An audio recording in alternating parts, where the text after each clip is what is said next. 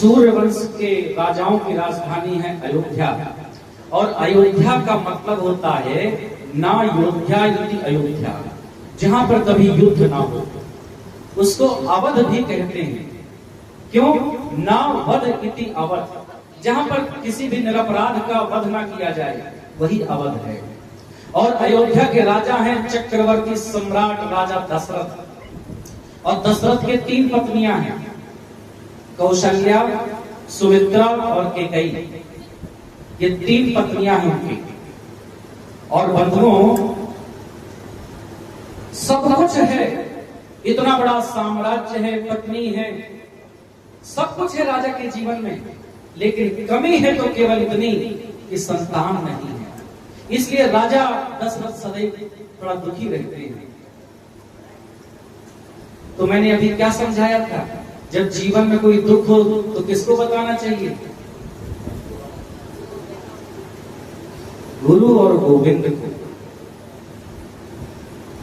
तो इसलिए जब राजा दशरथ के जीवन में ये दुख था कि संतान नहीं है, तो अपने गुरु वशिष्ठ जी के पास पहुंच गए। गुरु के पास जाना चाहिए, उनसे कुछ नहीं छिपाना चाहिए। अपने मन की जो व्यथा है वो गुरु के सामने रख दो, समस्या का निराकरण जरूर होगा। होई न विमल विवेक उर गुरु संग किए दुराव। गुरु से बताता, तो इसीलिए अपने गुरु जी के पास पहुंच गए।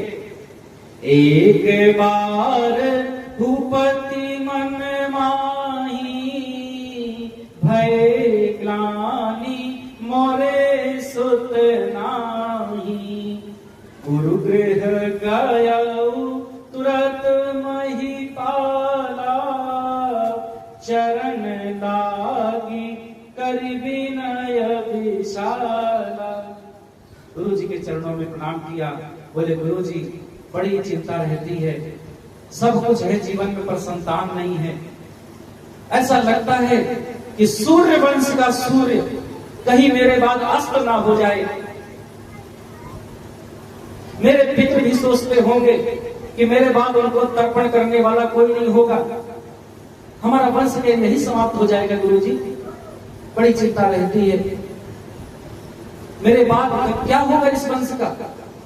जब अपनी बातें निवेदन किया तो वशिष्ठ जी मुस्कुराने लगे और मुस्कुरा करके कहते हैं, धरा हूं धीर होई है सुतचारी त्रिभुवन विदित भगत भयहारी। राजन चिंता मत करो, 4 पुत्र होंगे तुम्हारे। अब तुम्हारे यहाँ तो साक्षात भगवान आएंगे, और इसीलिए तो मैंने तुम्हारे कुल की पुरोहिती करना स्वीकार किया। नहीं तो उपरोहिती कर्म आति बंदा, ये पुरोहिती काम कोई बहुत अच्छा नहीं है। लेकिन मैंने क्यों स्वीकार किया? क्योंकि तुम्हारे कुल में भगवान आने वाले हैं, इसलिए मैंने तुम्हारे कुल की ये पुरोहिती स्वीकार किया है। चिंता मत करो। और फिर गुरु जी ने मार्गदर्शन दिया, तो ऋषि श्रृंग मुनि आए और उन्होंने पुत्र कामेष्टि यज्ञ कराया। यज्ञ सफल रहा और अंतिम आहुति जैसे पड़ी उस यज्ञ में, तो देवताओं के प्रतिनिधि के रूप में अग्नि देवता प्रकट हो गए, खीर का चरू लेकर के, और दिया राजा दशरथ को। बोले इसको अपनी 3 रानियों को खिला दो बांटकर, तुम्हारे यहाँ संतान जरूर होगी। तो उसके 3 हिस्से के लिए राजा दशरथ ने और दे दिया, कौशल्या को, सुमित्रा को और कैकेयी को। तीनों ने अपने अपने हाथ में वो खीर का चरू ले लिया। लेकिन उसी समय कहीं से उड़ती हुई चील पक्षी आई और सुमित्रा के हाथों का चरू लेकर के वो उड़ गई। सुमित्रा बड़ी निराश हो गई बेचारी। सुमित्रा ने कहा कि बहनों, तुम लोगों के तो संतानें हो जाएंगी, पर मेरी कोख सुनी रहेगी। और सुमित्रा के उदास चेहरे को देखकर कौशल्या और कैकेयी ने कहा, बहन तुम चिंता मत करो, हम अपने अपने चरू का आधा आधा हिस्सा तुम्हें दे देंगी, लेकिन तुम्हारी भी कोख सुनी नहीं रहेगी, तुम्हारे भी संतान होंगी। और उन्होंने अपना आधा आधा हिस्सा दे दिया। सुमित्रा बहुत प्रसन्न हो गई। सुमित्रा ने कहा कि बहनों, यदि भगवान की कृपा से मुझे 2 संतान हो गई, तो मैं उनको आप दोनों के पुत्रों सेवा में लगा दूंगी, क्योंकि आपका बड़ा उपकार है मुझ पर। इसीलिए कौशल्या के पुत्र राम की सेवा में रहे, सुमित्रा के बड़े पुत्र लक्ष्मण और कैकेयी के पुत्र भरत की सेवा में रहे, सुमित्रा के छोटे बेटा शत्रुघ्न। अब चूंकि दो हिस्सा खाए थे ना, इसलिए दो पुत्र हुए आगे चलकर। और बंधुओं, और वो चील पक्षी जब था, वो खीर का चरु लेकर के उड़ गया केसराचल पर्वत पर, और किसी वृक्ष की डाली पर बैठ गया वो, और उस वृक्ष के नीचे बैठी थी हनुमान जी की माता जी। क्या नाम है?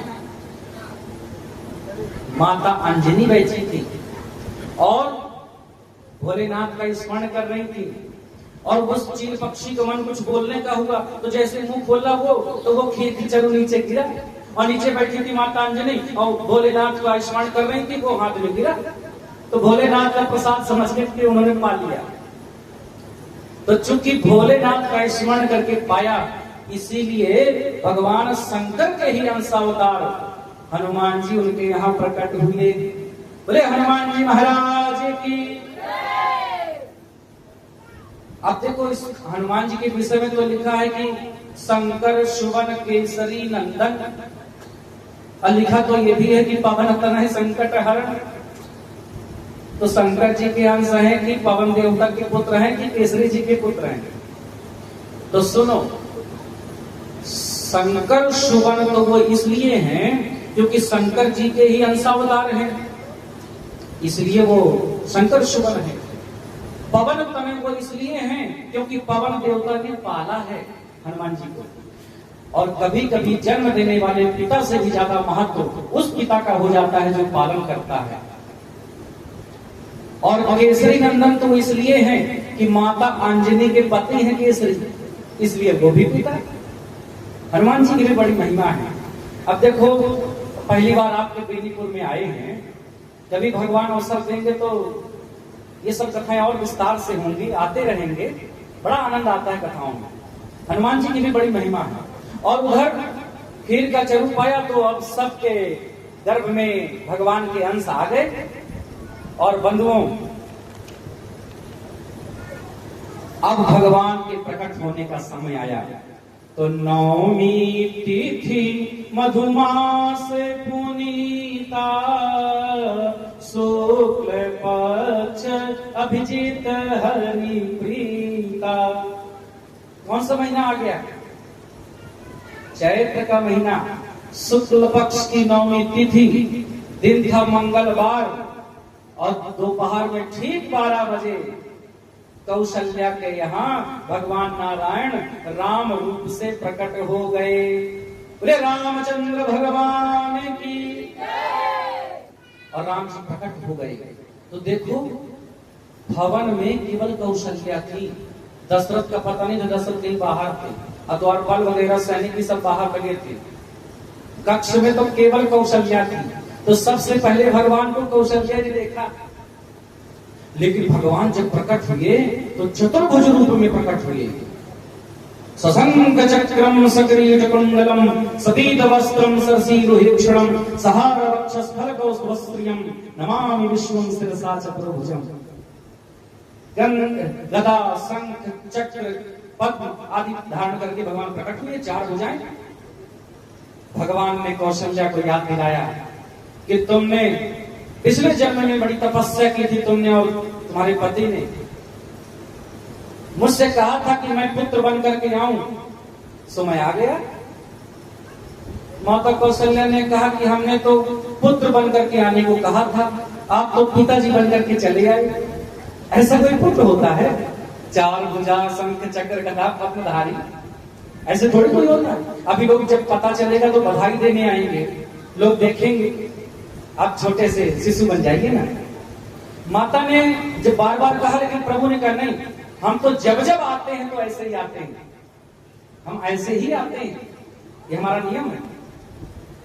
तो माता पुनि बोली सोमति जोली, तजहु तात यह रूपा, की जय शिशु लीला अति प्रिय शीला, यह सुख परम अनूपा। छोटे शिशु बन जाइए। पर जब माता ने बार बार निवेदन किया तो भगवान छोटे शिशु बन भी गए, लेकिन अब वही नहीं गए। माता कौशल्या ने कहा कि प्रभु जब बच्चा पैदा होता है तो रोता है, अभी जब लोगों को पता चलेगा बधाई देने आएंगे तो सब लोग क्या बोलेंगे, कैसा बच्चा पैदा हुआ, ये रोते ही नहीं है? छोटा बच्चा रोता है और आप तो बूढ़े बाबा की तरह सो रहे हो। भगवान ने कहा हम नहीं रोएंगे। बोले रो ना, छोटा बच्चा रोता है, नहीं हम नहीं रोएंगे, अरे रो ना। जब बार बार कौशल्या ने कहा तो सुनी बचन सुजाना रोदन ठाना हुई बालक सुर भूपा।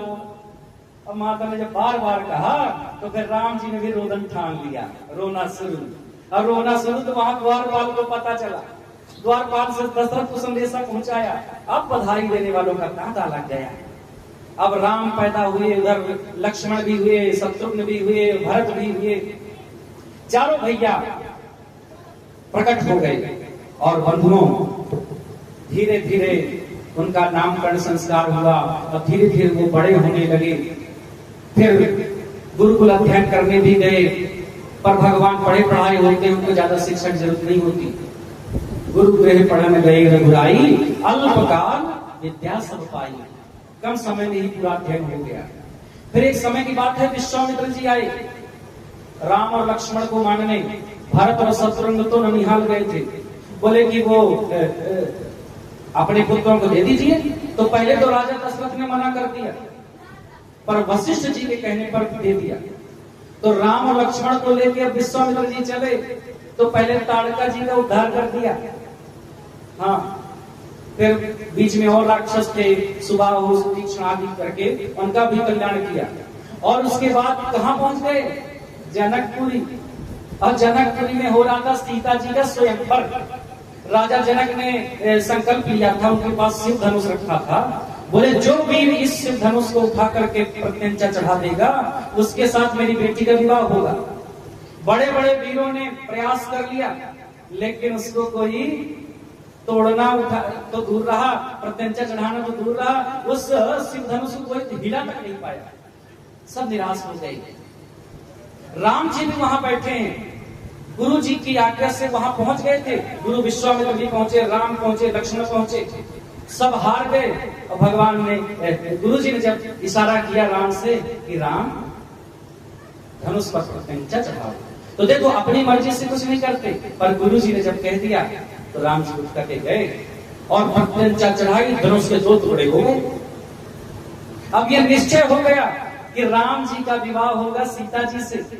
अब बढ़िया मंच सजाया गया, राम जी खड़े हैं मंच पर और उधर से पराम्बा जगदम्बा जगत जननी माता सीता माला लेकर के आ रही है, वरमाला पहनाने सखियों के साथ। और जैसे वहां पर पहुंची सखियों के साथ सीता जी, सामने राम जी खड़े हैं। लेकिन एक समस्या है, सीता जी चाहते हैं कि मैं वरमाला पहना दूं, पर राम जी की लंबाई बहुत ज्यादा है। पट्टे, लकड़ी के पट्टे पर खड़े हैं एक तो, और दूसरा लंबाई भी ज्यादा, और 1-2 फुट का मुकुट पहन रखे। अब सीता जी कद में छोटी है, वहां तक हाथ पहुंचे कैसे? सखियों ने इशारा किया, प्रभु झुक जाइए ना। राम जी ने कहा नहीं, हम नहीं झुकेंगे। सखियों ने कहा झुक जाइए, बोले नहीं हम नहीं झुकेंगे। सखियों ने कहा अरे और कहीं ना झुकते होंगे, पर यहाँ तो बड़े बड़ों को झुकना पड़ता है, झुक जाइए। राम जी ने कहा नहीं हम तो रघुवंशी हैं, हम किसी के आगे नहीं झुकते। मना कर दिया, राम जी झुकने को तैयार नहीं। अब बहुत टाइम हो गया, सीता जी खड़ी है माला लिए, अब कैसे वरमाला पहनाएंगे? तो सखियों को याद आया कि सेनापति से कहा जाए, सेनापति से काम बन जाएगा।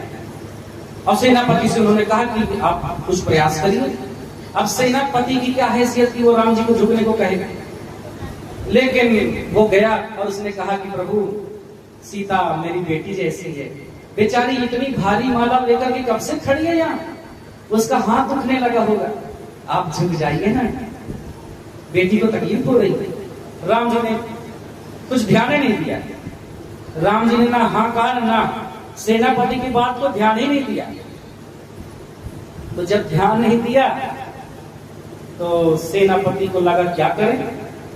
सखियों ने कहा कि आप कुछ दिमाग लगाइए। तो सेनापति को याद आया कि राजा जनक के पास चलते हैं, यदि राजा जनक कह देंगे तो राम जी जरूर झुक जाएंगे। तो सेनापति गए राजा जनक से कहने, तो राजा जनक ने कहा कि क्या बात करते हो, अपने घर में आए हुए अतिथि से हम कैसे कह दें कि झुक जाओ, ये तो मर्यादा के खिलाफ है, हम नहीं कह सकते। रघुकुल कमल दिवाकर को हम ये नहीं कह सकते कि झुक जाओ। तो वहां से बिहार मान गए। सेनापति ने कहा तो क्या करें, आपकी बेटी जो मेरी बेटी जैसी है बेचारी कब से खड़ी है इतनी भारी माला लेकर, कोई ना कोई तो उपाय लगाना पड़ेगा। तो राजा जनक ने कहा कि मैं तो कुछ नहीं कह सकता, हमारे वो अतिथि हैं। हाँ, लेकिन सभा में गुरु महाराज भी तो बैठे हैं, विश्वामित्र। राम जी भले चाहे किसी की बात माने या ना माने, पर अपने गुरु जी की आज्ञा कभी नहीं टाल सकते। गुरु जी तो जो कह देंगे सो करेंगे, तो तुम जाके गुरु जी से निवेदन करो। अब गुरु विश्वामित्र की क्या स्थिति है कि ऐसे हाथ में माला लिए जाप कर रहे हैं भगवान का। अब बीच बीच में थोड़ा थोड़ा आंख खोल के देख रहे हैं कि माला पहनाई कि नहीं पहनाई, और जब देखे नहीं पहनाई फिर आंख बंद और फिर माला चालू। अब थोड़ी देर में फिर थोड़ी थोड़ी आंख खोली, फिर देख अभी भी नहीं पहनी, फिर माला चालू। अब पहुंचे सेनापति, बोले गुरु बाबा अपने चेला को आदेश दीजिए ना कि ये थोड़ा झुक जाए, ये कब से खड़े हैं, झुकने को तैयार नहीं, कार्यक्रम आगे नहीं बढ़ रहा। गुरुजी ने भगा दिया सेनापति को, बोले चलो, अरे हम गुरु महाराज हैं, हमारी कुछ मर्यादा होती है। अब देखो धनुष तुड़वाना जरूरी था तो मैंने करा दिया। अब ये शादी विवाह में क्या हास्य विनोद होता है, क्या हंसी मजाक होता है, ये हम गुरु महाराज हैं, हमको इसमें मत घसीटो, हमको दूर रखो, जाओ जाओ यहाँ से। भगा दिया और फिर माला जाप करने लगे। और फिर थोड़ी देर में आप थोड़ी धीरे धीरे देख रहे हैं क्या हो रहा है। अब सखियां तो बड़ी निराश हो गई, सारे प्रयास कर लिए, कोई काम नहीं बन रहा, झुकने को तैयार नहीं। अब झुकेंगे नहीं तो माला कैसे पहनेंगे, और माला नहीं पहनेंगे तो विवाह शादी कैसे होगी, क्या होगा। इतने में सखियों को याद आया कि अरे सभा में लक्ष्मण भैया भी तो बैठे हैं। सखियों ने इशारा किया लक्ष्मण जी को कि अब ये वाला काम तो आप ही को बनवाना पड़ेगा। एक सखी ने तो आंखों में यहां तक इशारा कर दिया कि हमारा काम आप बनवा दीजिए, तो फिर आपका काम हम बनवा देंगे। हाँ, क्योंकि लक्ष्मण भैया भी तो देख आए थे उर्मिला जी को पुष्प वाटिका में। अब देखो लक्ष्मण जी तो परम वैरागी हैं, उनको कौन लालच दे सकता है। लक्ष्मण जी को तो बहुत फर्क नहीं पड़ा, पर सोचने जरूर लगे कि जिस दृश्य को देखने के लिए सब नर नारी प्रतीक्षा कर रहे हैं, प्रभु उसमें विलंब क्यों कर रहे हैं। लेकिन अब लक्ष्मण जी कहे कैसे कि झुकने को, छोटा भाई बड़े भाई को कैसे कहते झुकने को, ये तो मर्यादा के खिलाफ होगा। अब देखो वो त्रेता युग था, आज का कलयुग नहीं था। त्रेता युग में मर्यादा पुरुषोत्तम थे राम, मर्यादा का समय था, बात बात में मर्यादा थी। हाँ, अब आजकल नहीं। वो कुछ दिनों पहले मैंने न्यूज में पढ़ा था कि दो भाइयों का झगड़ा हुआ और लड़ते भिड़ते संपत्ति के झगड़े में सुप्रीम कोर्ट तक पहुंचे। और झगड़ा क्या था, 6 इंच जमीन का। बड़ा कह रहा था वो मेरी है, छोटा कह रहा था मेरी है। तो ये तो कलयुग के हाल है, पर वो तो त्रेता युग था। बड़ा भाई माने पिता के समान, और कोई 10, 15, 20 साल के बड़े नहीं थे राम जी लक्ष्मण से, बस घंटे 2 घंटे का अंतर था। लेकिन बड़ा माने बड़ा, अब चाहे वो 1 मिनट का चाहे 1 सेकंड का बड़ा हो। अब बड़ा माने पिता के समान, अब मर्यादा, अब कैसे झुकने को कहें। तो राम जी को झुकने को तो नहीं कह सकते लक्ष्मण, पर लक्ष्मण के दिमाग में एक विचार आ गया। उन्होंने राम जी से बात ही नहीं किया, सीधे चुपचाप गए मंच में और राम जी के चरणों में साष्टांग दंडवत लेट गए।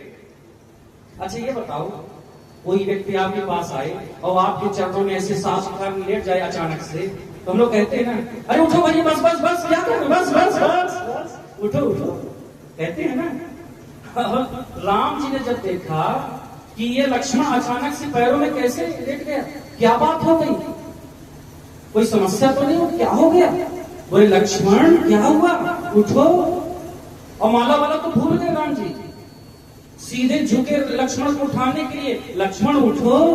और इतने में सीता जी ने मौका पाया, सो वरमाला पहना दी। बोलो सियावर रामचंद्र की जय रघुनंदन जनक किशोरी, सीता राम मनोहर जोड़ी।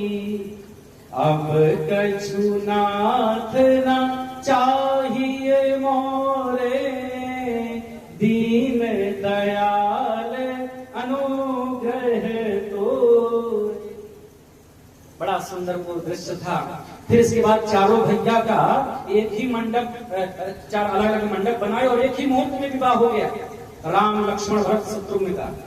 और जब वैदिक रीति की पद्धति का पालन हो गया तो वैदिक पद्धति के बाद शुरू होती है लौकिक पद्धति।